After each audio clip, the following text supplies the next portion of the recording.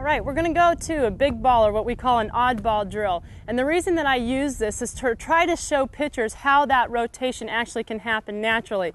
Without even explaining the drill to them, I'll hand them a football or a basketball or a volleyball, whatever you have laying around, as long as it's a bigger object than what the 12-inch softball or even 11-inch, if that's what your younger pitchers are throwing. And I give it to them and say, underhand, I want you to throw the ball to me. And I'll just have them go ahead and throw it.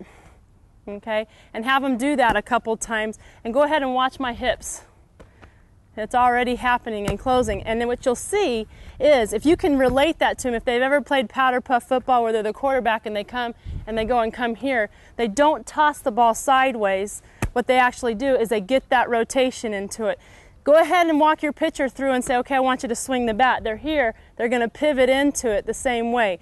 A lot of times in hitters, you'll run with them coming this way, they don't pivot into the ball at all, or maybe they pull out so they're not getting a pivot. It's the same thing in pitching with this ball. Get them a football if you want to, and go ahead and just have them pitch it underhand right to me. And notice how my hips are closing.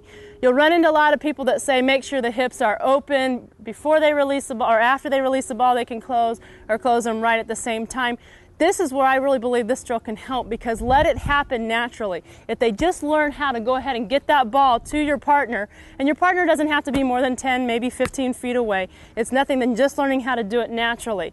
And once they've done that football, if they're not comfortable with that or you're not happy with the results, go ahead and move to a basketball and just have them hold it just like it and watch what they do. Their hips will naturally come into it, because first of all, they have to do it. We're not working on wrist net, we're not working on proper grip or anything. All we're doing is working on the hips right through there. And watch what they do. They come through and they pivot close. Boom, we're not working on drive. All we're doing is working on what our hips do. And don't point it out to them until they've done that a few times. For some of the younger girls, especially if they're having a hard time holding a football or a basketball, because a lot of the girls will start young. You want to make sure that they're not trying to just worry about balancing the ball to get there, that they're just feeling like they're flipping the ball to me or to their partner, just flipping it back and forth and watching what's happening with the hips.